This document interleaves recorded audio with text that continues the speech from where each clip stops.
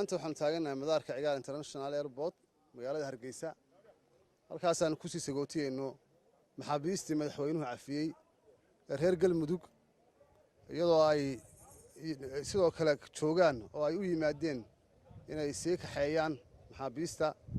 odayaasha reer Muqdisho ugu horeeyo gudoomiye Maxamed Xasan Xaadi iyo odayaasha kale la socday Sultaan Mustafa Maxamuud Awseed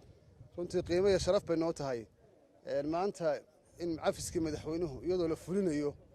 aan maanta halkan ku sii anbabixino waxaan u mahadcelinaynaa madaxweynaha Jamhuuriyadda Soomaaliya Mudane Muuse Biixi Cabdi oo gartay dhalinyarada Soomaaliyeed ee muddada xabsiyada ku jirtay laga soo warjiriyay si shalis ee burcadbadeednimada ku eedaysnaa inuu cafis u fidiyay qiimo iyo sharaf gaar ah runtii noo tahay waana waxa aad u qurux badan oo u qiimo badan madaxweynuhu go'aanka uu qaatay odayaasha yimi iyaguna soo xilqaameena si gaar ah ugu mahadcelinaynaa odayaashuna maxalliga madaxweynaha soo salaameen oo ay sarkeen isaga iyo dawladdiisa marka halkan aan maanta ku sagootiyeena odayaashan inta dambe